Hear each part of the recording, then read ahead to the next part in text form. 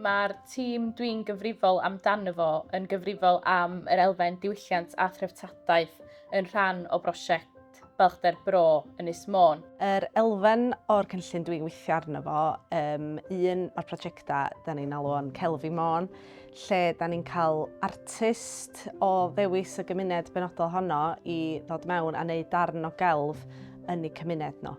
Felly mae o yn gallu amrywio o furlun wedi cael ei beintio ar wal i mainc wedi cael ei ffeintio be bynnag maen nhw'n deimlo, sef yn gallu bod yn gofeb, yn ddelw, os sa'n nhw'n licio, mae i gyd yn dod o lais y gymuned i harddu y lle a hefyd i ddathlu diwylliant a hanes y gymuned benodol honno.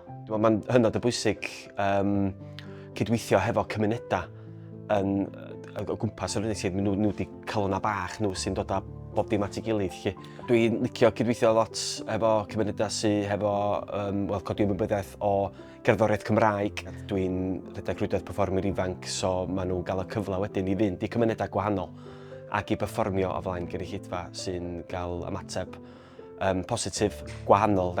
O ddydd i ddydd, fi di'r pwynt cyswllt o ran Balchder Bro i'r cymunedau. Iddo fi, maen nhw'n dod ar datganiadau diddordeb.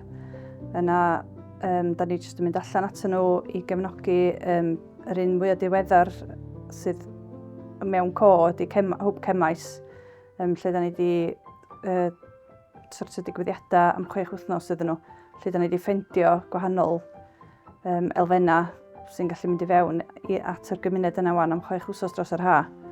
Da ni jyst mewn cyswllt agos iawn efo nhw, efo'r cymunedau mewn gyd dros Môn.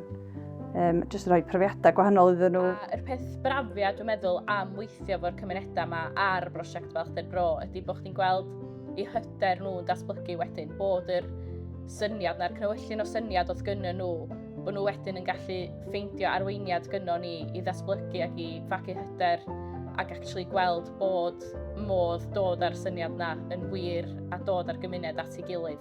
A'r gobaith ydy wedyn ar ôl roed yr hyder na iddyn nhw a dod ar gymuned ynghyd i allu rhoi rhywbeth ymlaen, bod nhw'n gwybod wedyn sut i fynd ati tro nesaf a bod y bwrlwm cymunedol na wedyn yn rhywbeth sy'n gallu cario ymlaen ella heb gefnogaeth Menter Môn ar ôl iddyn nhw gael yr arweiniad cychwynnol na.